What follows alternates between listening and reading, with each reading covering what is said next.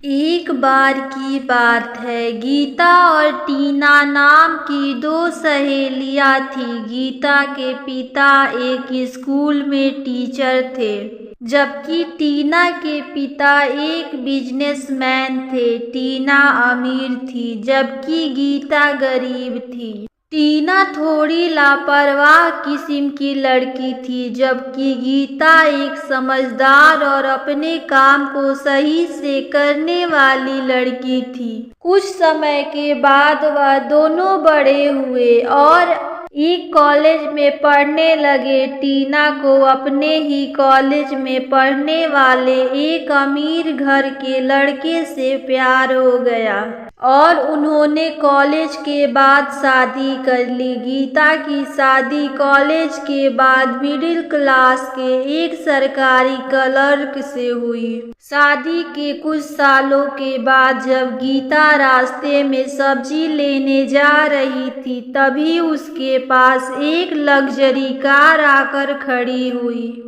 उस कार में से टीना उतरी। दोनों ने एक दूसरे का हाल चाल पूछा। गीता ने टीना को अपने घर पर आमंत्रित किया। इसके बाद टीना गीता के घर पर गई। टीना ने गीता के घर और उसकी लोकेलिटी के बारे में कुछ कहना शुरू कर दिया।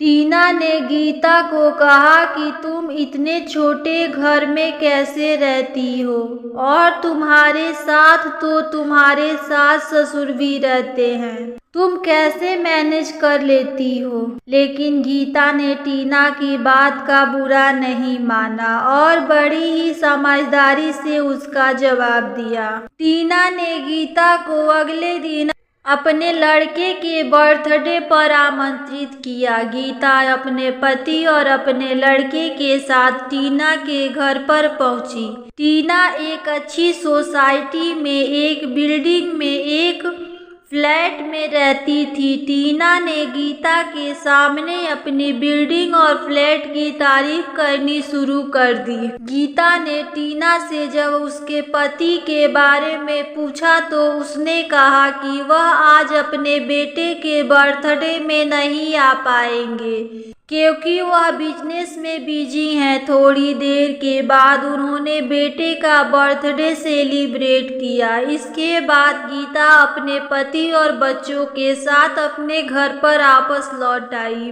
कुछ दिनों के बाद शहर में एक बड़ा भूकंप आया, जिसके कारण टीना जिस बिल्डिंग में रहती थी वह भी धराशायी हो गई। जब गीता को इस बारे में खबर लगी तो उसने टीना को फोन किया। टीना ने बताया कि हादसे में मेरा बिल्डिंग गिर गया, लेकिन मैं उस समय घर में नहीं थी तो मुझे कुछ नहीं हुआ।